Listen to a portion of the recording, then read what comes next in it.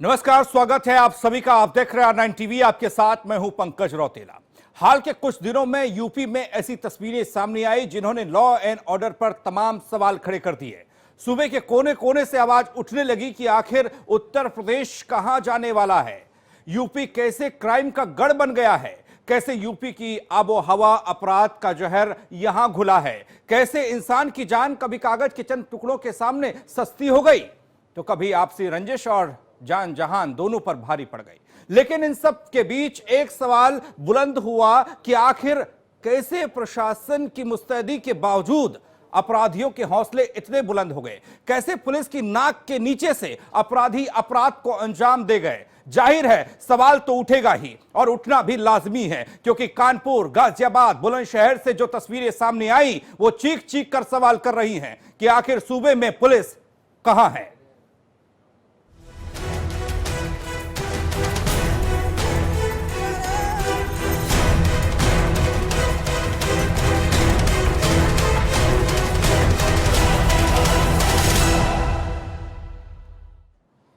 गाजियाबाद में बदमाशों के हौसले बुलंद हैं। घर में घुसकर यहां अंजाम दे दिया गया एक घटना को। 6 बदमाशों ने परिवार को बंधक बनाया। 8 महीने के बच्चे को गन पॉइंट पर रखकर लूट की घटना को अंजाम दिया गया। महिलाओं से बदसलूकी की गई। हजारों की नकदी और लाखों के जेवर लेकर बदमाश फरार हो गए। घटना में 3 लोग घायल भी हुए। कबीरनगर थाना क्षेत्र के चिरंजीव विहार इलाके की यह घटना है। बदमाशों के हौसले इतने बुलंद हैं कि गन पॉइंट पर बच्चे को लेते हैं और लूट की घटना को अंजाम देते हैं। घटना में 3 लोग घायल भी हुए हैं। अब पुलिस का कोई खौफ रह नहीं गया क्या उत्तर प्रदेश में, गाजियाबाद में? और हाल ही में पत्रकार की मौत के बाद कई सवाल पुलिस की कार्यशैली पर उठे थे और ऐसे में यह कहा गया, यह समझा गया कि पुलिस शायद एक्टिव हो गई होगी, लेकिन लगता नहीं है।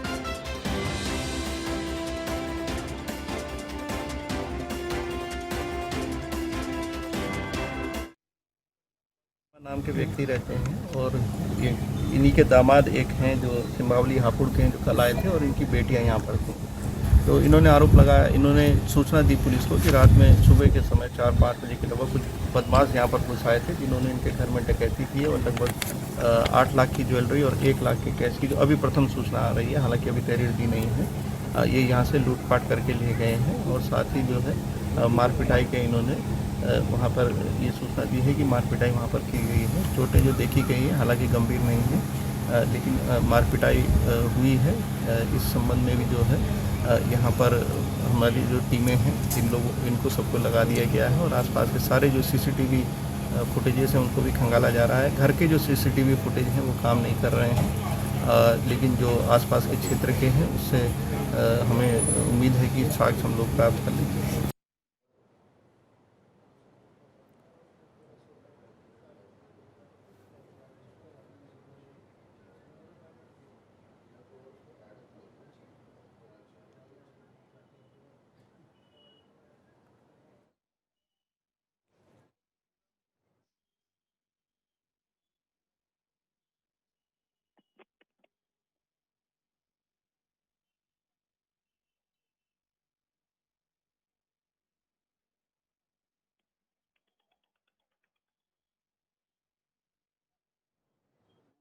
तो हजारों की नकदी को गाजियाबाद में लूटा गया, जेवरात को लूट लिया गया और बदमाशों के हौसले इतने बुलंद कैसे हो गए, यह सवाल ज्वलंत हो गया।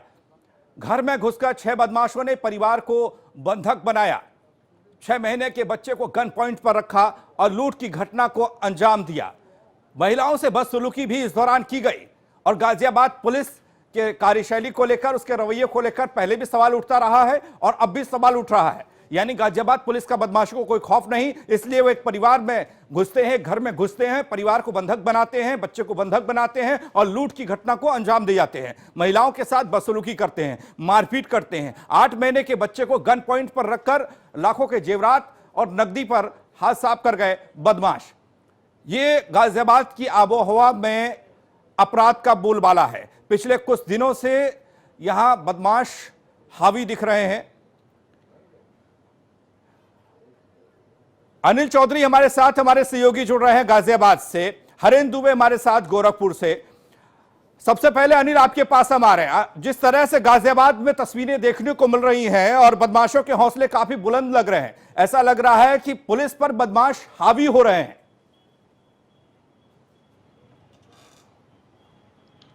देखिए, मैं आपको बताना चाहूंगा, बीते 15 दिन से लगातार जो गाजियाबाद का क्राइम है लगातार चरम पे है और लगातार बढ़ता ही जा रहा है। पुलिस लाख दावे कर रही है, उसके बावजूद भी पुलिस के हाथ हमेशा खाली हैं। अरे आप गोली जी अनिल, आप तक आवाज पहुंच रही है? हेलो, शायद अनिल तक आवाज नहीं पहुंच पा रही है, उनका संपर्क नहीं हो पा रहा है। लेकिन यह खबर एक बार फिर से हैरान और परेशान कर देने वाली है। पुलिस की कार्यशैली पर सवाल खड़े करने वाली है। और उस परिवार पर क्या बीती होगी जिसे बदमाशों ने बंधक बनाया, बाकायदा बच्चे को गन पॉइंट पर रखा और नकदी जेवरात लूट ले गए। यह गाजियाबाद की तस्वीर है। कमोवेश उत्तर प्रदेश के कई जिलों से ऐसी तस्वीरें देखने को मिल रही हैं बीते कुछ दिनों से कि जहां बदमाशों का बोलबाला है और पुलिस सिर्फ और सिर्फ खानापूर्ति करती दिखाई दे रही है। सिर्फ और सिर्फ बयानों में यह कहा जाता है, यह आश्वासन दिया जाता है कि पुलिस सदैव आपके साथ है, आप बेफिक्र होकर अपने घर में महफूज हैं। लेकिन कहां महफूज हैं? अनिल एक बार फिर से हमारे साथ हमारे सहयोगी जुड़ रहे हैं। अनिल, गाजियाबाद पुलिस की कार्यशैली को लेकर सवाल है और यहां बदमाशों के हौसले किस तरह से बुलंद हो रहे हैं, इसको लेकर सवाल है। क्या कारण समझा जाए? देखिए, 15 दिन मैंने बताया आपको, अभी कुछ देर पहले ही बताया कि 15 दिन से लगातार जो गाजियाबाद में जो क्राइम है वो लगातार बढ़ता जा रहा है। पुलिस लाख दावे कर रही है लगातार, हालांकि घटनाओं को खोल भी रही है, पर जो कंट्रोल होना चाहिए वो क्राइम पे वो नहीं दिख रहा है। चाहे वो लोनी की अभी 16 तारीख की बात करें, लोनी में सरेआम व्यापारी को गोली मारकर हत्या कर दी जाती है। सिर्फ वजह, जब उनको आरोपियों को पकड़ा जाता है तो वजह उसमें निकल कर आई कि सिर्फ अपना वर्चस्व कायम करना चाहते थे और अपनी दहशत फैलाने के लिए इस तरीके से व्यापारी को सरेआम गोली मार दी जाती है। चाहे विक्रम की बात करें, पत्रकार विक्रम की बात करें, तो उसमें भी सरेआम जब पुलिस को सूचना दी गई उसके बावजूद भी पुलिस की तरफ उसकी तरफ से कोई भी कार्रवाई नहीं की जाती है, जिसके चलते पत्रकार को अपनी जान गंवानी पड़ती है। वहीं विक्रम त्यागी बिल्डर की अगर बात करें तो विक्रम त्यागी बिल्डर की गाड़ी जो है मुजफ्फरनगर से मिलती है, उसमें ब्लड भी उनके मिलते हैं, सैंपल भी उसमें कहीं ना कहीं उनके डीएनए से मैच करते हैं। पर जो अब भी गाजियाबाद की पुलिस है उसके हाथ खाली है। लगातार जो घर वाले हैं प्रदर्शन कर रहे हैं, लगातार जो इस तरीके का ग्राफ जो देखा जा रहा है। आज तड़के की अगर बात करें, आज सुबह गाजियाबाद में चिरंजीव विहार कविनगर थाना क्षेत्र में उस वक्त हड़कंप मच गया जब सुबह जब परिवार वालों ने पुलिस को सूचना दी और पता लगा कि 8 से 10 लाख रुपए का जेवर जो है जो डकैती घर में डली है। 6 लोग घर में घुसे और जंगले के रास्ते घर में घुसकर बच्चे को गन पॉइंट पे लिया और जितने भी घर में जेवरात थे और जितना भी धन था सबको लेकर जो है बदमाश फरार हो जाते हैं। पुलिस सिर्फ लकीर पीटती नजर आती है। जी, कारण क्या समझा जाए अनिल? क्यों पुलिस लकीर पीट रही है? भारी भरकम अमला है पुलिस का और अब तो यह भी नहीं कहा जा सकता कि सरकार की तरफ से कुछ ऐसा नहीं है, क्योंकि लखनऊ से साफ निर्देश है कि आप इन बदमाशों पर नकेल कसिए, लगाम लगाइए अपराधियों पर। देखिए, जब हमारी एसएसपी से बात हुई तो एसएसपी कह रहे हैं कि हम कार्रवाई कर रहे हैं, टीम गठित कर रहे हैं। आखिरकार समय पे चीजें क्यों नहीं होती हैं? पुलिस गश्त की बात की जाती है, लॉकडाउन के समय भी हम यहाँ तस्वीरें आपको दिखाते रहे हैं, पर लॉकडाउन में भी लोग इतने पब्लिक जो है बाहर निकलती है, ना कोई पुलिस की तरफ से चेकिंग की जाती है। गाजियाबाद में इस तरीके की तस्वीरें जो है लगातार सामने आ रही हैं। लूट, हत्या, डकैती जैसे मामले लगातार बढ़ते जा रहे हैं। आखिरकार गाजियाबाद पुलिस कर क्या रही है, ये भी बड़ा सवाल खड़ा होता है। बदमाश आते हैं, 6 बदमाश घर में घुसते हैं और डकैती डालते हैं, बच्चे को गन पॉइंट पर लेते हैं और जितना भी जेवरात था वो लूट कर फरार हो जाते हैं। पुलिसकर्मी जब वहां पहुंचते हैं और परिवार वालों से लिखवाते हैं कि आखिरकार क्या आपकी कोई रंजिश तो नहीं थी। उस पूरे प्रकरण को घुमाने की कोशिश जो है गाजियाबाद पुलिस भी इस वक्त कर रही है। जी चलिए अनिल, आप सभी हमारे साथ बने रहिए। हरेंद्र भी हमारे सहयोगी जुड़ चुके हैं। एक और खबर है गाजियाबाद से। जी हां, सूटकेस में लड़की की लाश मिलने का मामला। मृतक लड़की के शव की पहचान मृतक लड़की का नाम वरीसा बताया गया। अलीगढ़ की रहने वाली थी ये वरीसा, जिसकी सूटकेस में लाश मिली। बेरहमी से की गई थी हत्या। बुलंदशहर में हुई थी वरीसा की शादी। वरीसा के परिजन ससुराल वालों पर लगा रहे हैं आरोप। बेरहमी से वरीसा की हत्या कर दी गई। एक सूटकेस में लाश मिली और उसकी पहचान हुई बुलंदशहर की वरीसा के रूप में। तो यहां भी पुलिस के हाथ खाली रहे, यहां भी पुलिस अंधेरे में तीर चलाती रही, यहां पर भी पुलिस की कार्यशैली पर सवाल उठते रहे। ये दूसरी तस्वीर गाजियाबाद की आपको दिखा रहे हैं।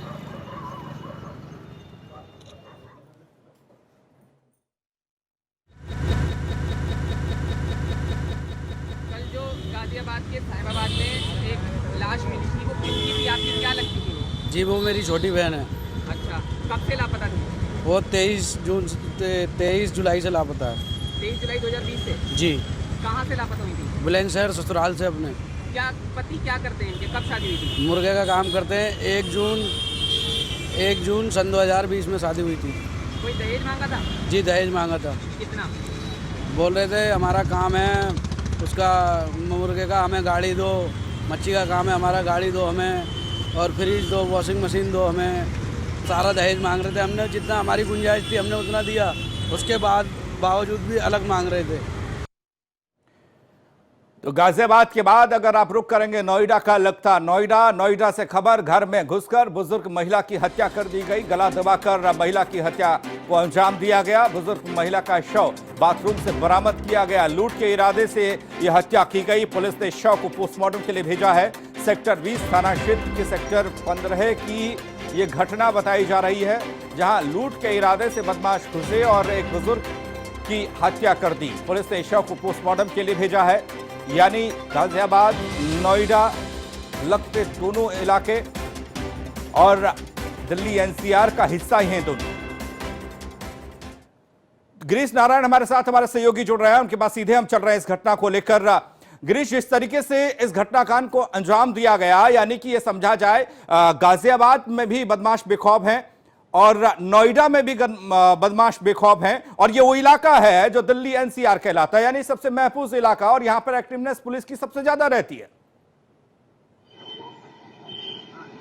नोएडा और गाजियाबाद का इलाका है, दिल्ली से लगा हुआ है। और बात करें नोएडा की, तो नोएडा में कमिश्नरी सिस्टम लागू है। तमाम 1 दर्जन से भी ज्यादा आईपीएस अधिकारी यहाँ बैठते हैं, कमिश्नर यहाँ बैठते हैं, तमाम फोर्स यहाँ लगी हुई है। उसके बावजूद इस तरह की घटनाएं हो रही हैं। बदमाश आसानी से घर में घुसते हैं, एक बुजुर्ग महिला की हत्या करते हैं, उसके बाद आसानी से फरार हो जाते हैं। वो भी सेक्टर 15 एक पॉश इलाका है, भीड़भाड़ वाला इलाका है। तो सवालिया निशान जरूर पुलिस की जो व्यवस्था है उस पर उठते हैं। चलिए गिरीश, आप हमारे साथ बने रहिए, आपके पास फिर हम अपडेट के लिए आएंगे। और हरेंद्र भी हमारे साथ गोरखपुर से जुड़े हुए हैं, अनिल हमारे सहयोगी हमारे साथ गाजियाबाद से जुड़े हुए हैं। आप सभी बने रहिए हमारे साथ। एक छोटा सा ब्रेक के बाद जब वापस आएंगे तो ये सवाल पूछेंगे जरूर कि आखिर पुलिस है कहां।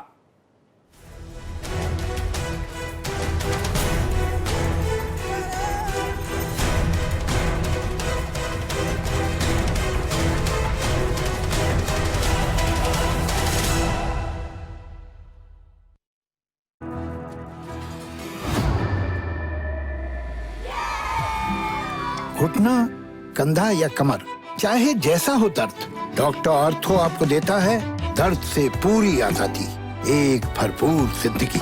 बड़े बड़ों को पीछे छोड़ा, टीवी9 भारतवर्ष ने रिकॉर्ड तोड़ा। देश का number 2 news channel TV9 Bharatvarsh का परचम बुलंद। टीवी9 भारतवर्ष, बिना शोर शिखर की ओर। टीवी9 भारतवर्ष, अब तो सब देख रहे हैं।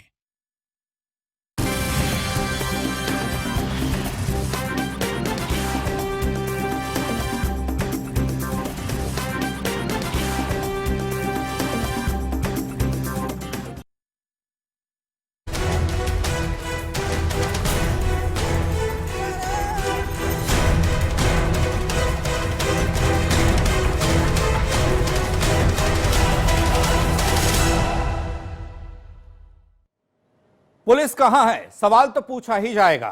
गोरखपुर से खबर निकल कर आई, डीजे बजाने से मना करने पर पुलिस पर हमला हो गया। अराजक तत्वों ने ईंट पत्थर से पुलिस पर हमला किया। जी हां, पुलिस पर हमला हो रहा है इसी प्रदेश में और गोरखपुर में। बवाल करने वाले कई लोग गिरफ्तार।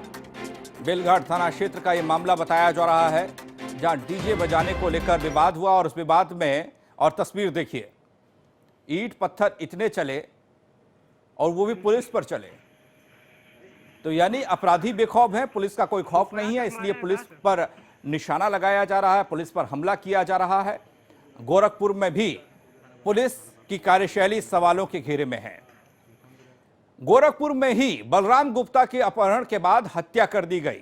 बलराम 5 बहनों में अकेला भाई था। हत्या की खबर के बाद से परिवार में कोहराम है, परिवार सदमे में है। वहीं बहनों का रो रो कर बुरा हाल है, लेकिन जवाब किसी के पास नहीं है कि आखिर एक भाई की जान कैसे चली गई, कैसे भाई का अपहरण हो गया, कैसे पुलिस काम करती रही।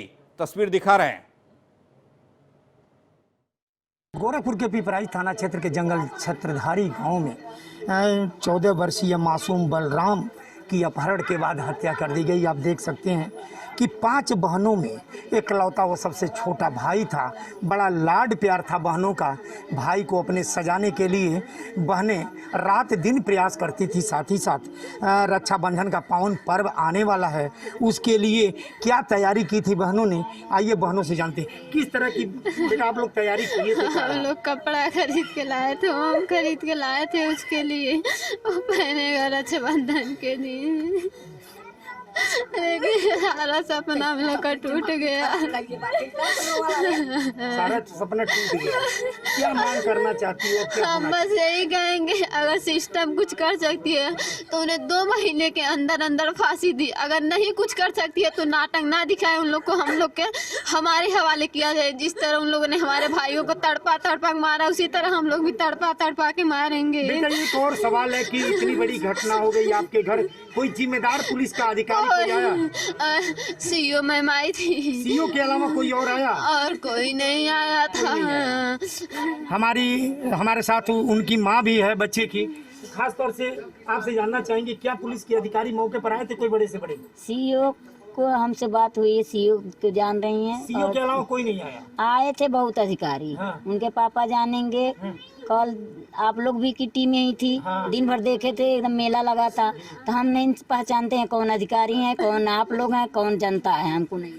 अभी आप देख रहे हैं कि जिस तरह से माँ और जो है कि बहनों का कहना है, रो रो करके बुरा हाल है। साथ ही साथ इन लोगों का ये भी कहना है कि 2 महीने के अंदर उसको सज़ा दिलाई जाए, ताकि हमारे दिल की तसल्ली हो। जिस तरह से हमारे भाई को तड़फा करके मारे हैं, उसी तरह से तड़फा करके उनकी भी हत्या होनी चाहिए। अगर सिस्टम नहीं कर सकता है तो सिस्टम हम लोगों के हवाले कर दे, हम लोग उसका पर्दाफाश कर देंगे। हरेंद्र दुबे, R9, गोरखपुर, उत्तर प्रदेश। तो गोरखपुर में बहनों के अरमान धरे के धरे रह गए, राखी इंतजार करती रह गई और बदमाशों ने घटना को अंजाम दे दिया। पहले एक भाई का अपहरण किया और उसके बाद उसे मौत के घाट उतार दिया।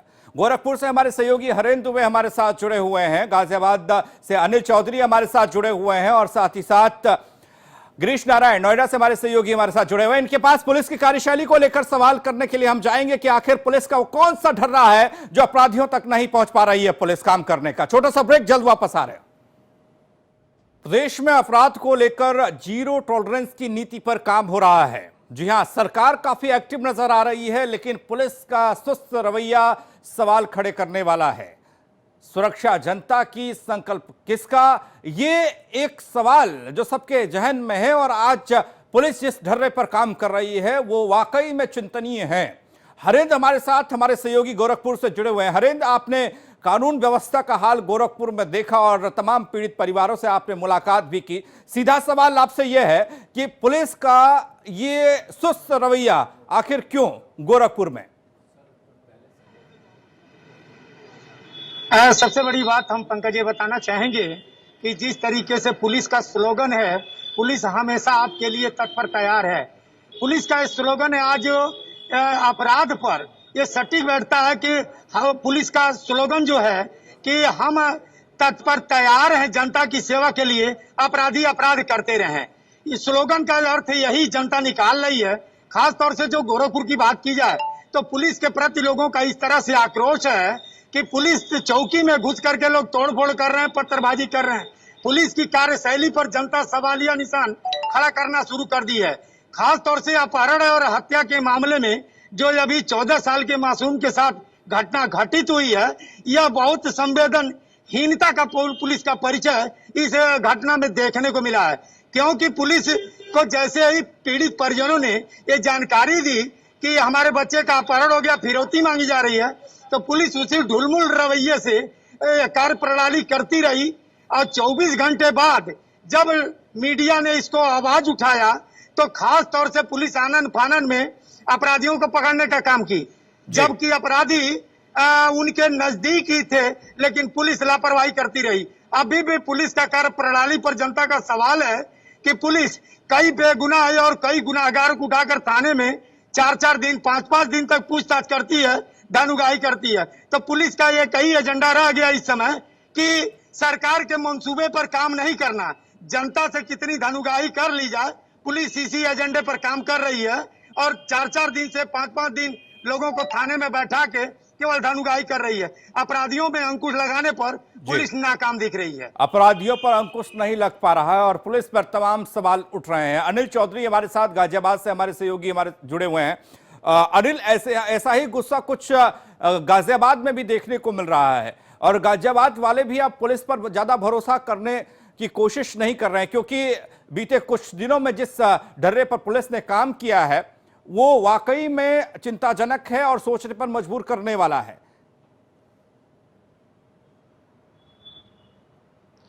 देखिए, मैं आपको बताना चाहूंगा, वरिशा की हत्या करने के बाद में जो शव यहाँ सूटकेस में मिला था, इस पूरे मामले को लेकर मैं आपको बताना चाहूंगा, कहीं ना कहीं जो अपराधी हैं बुलंदशहर की जो उनकी ससुराल थी उसके हत्या करने के बाद में क्या गाजियाबाद ही सेफ जगह है जो अपराधी अपराध करने के बाद में जो लाश है उसको यहाँ फेंक जाते हैं। कहीं ना कहीं जो सेफ लोकेशन जो है, अब जो अपराधियों को भी लगने लगी है कि गाजियाबाद में एक सेफ लोकेशन है कि अपराध करो और गाजियाबाद में फेंक दो, या कुछ भी कांड करो अपने गाजियाबाद में फेंक दो। इस तरीके की जो लापरवाही है और गाजियाबाद पुलिस की लगातार सामने आ रही है। बेशक जो गाजियाबाद पुलिस है लगातार चालान काट रही है, लोगों की चेकिंग कर रही है, सिर्फ मास्क वालों की और इन तमाम जो चीजें हैं उनको रेगुलरिटी में लाने के लिए लगातार चालान काटे जा रहे हैं। पर जो ग्राफ है क्राइम का वो लगातार अप होता जा रहा है, बढ़ता जा रहा है। लगातार लूट, हत्या, डकैती जैसे मामले बढ़ते जा रहे हैं। जो यहाँ के गाजियाबाद के निवासी हैं अब उनका विश्वास जो है गाजियाबाद पुलिस से हटने लगा है। इन पूरे मामले में लगातार जो है पुलिस की जो है कार्यशैली पर सवाल खड़े होने लगे हैं, चाहे वो विक्रम जोशी हो या विक्रम त्यागी हो। विक्रम जोशी पत्रकार ने शिकायत दी, उसके बावजूद भी उनकी नहीं सुनी, जिसके चलते उनको अपनी जान से चुकाना पड़ा। चलिए गिरीश के पास हम जा रहे हैं। अनिल, मैं आपको रोक रहा हूं, गिरीश के पास इसलिए जाना बहुत जरूरी है लगातार जो है, क्योंकि गिरीश जिस इलाके में है, जो नोएडा, जहां पर कमिश्नरी सिस्टम लागू किया गया, गिरीश हाल ही में हमने 6 महीने का जब कार्यकाल पूरा हुआ इस सिस्टम का, कमिश्नर बैठने का 6 महीने का कार्यकाल, जो आंकड़े देखे तो वो आंकड़े थोड़ा तसल्ली देने वाले थे। वो आंकड़े ये बता रहे थे कि कमिश्नरी सिस्टम लागू होने के बाद अपराधियों में खौफ है, लेकिन जैसे ही 6 महीने का वक्त बीता तो अब लग रहा है अपराध की बाढ़ से आ गई है। बहुत सही आपने बात कही, क्योंकि जनवरी में जब कमिश्नरी सिस्टम लागू किया गया था नोएडा और लखनऊ में, क्योंकि लखनऊ प्रदेश की राजधानी है और नोएडा औद्योगिक राजधानी के रूप में जाना जाता है। पिछले 6 महीने का आंकड़ा जरूर कमिश्नर की तरफ से बताया गया था, लेकिन उसमें अहम बात यह थी कि 3 से 3.5 महीने लॉकडाउन था, लोग अपने घरों से बाहर नहीं निकल रहे थे, आपराधिक घटना नहीं हो रही थी। तो ऐसे में पुलिस अगर ये कह रही है कि कमिश्नरी सिस्टम लागू होने से अपराध नहीं हुए, तो ऐसा नहीं है। अगर पिछले 24 घंटे की मैं बात करूं तो डीयू की छात्रा के साथ छेड़छाड़ होती है, एक बुजुर्ग महिला की घर में घुसकर हत्या होती है, एक कपड़ा व्यापारी से दिन दहाड़े सुबह 11 बजे के समय लूट होती है लाखों की, और जिस दुकान के बाहर मैं खड़ा हूं उस दुकान में भी रात में चोरी बिल्कुल, और यही घटनाएं आज पुलिस पर से विश्वास को हटा रही हैं। गिरीश, बहुत बहुत शुक्रिया आपका, गिरीश, हरेंद्र और अनिल जुड़ने के लिए। इस बुलेटिन में फिलहाल इतना ही। बाकी खबरों के लिए बने रहिए R9 टीवी के साथ, सिर्फ खबर के लिए।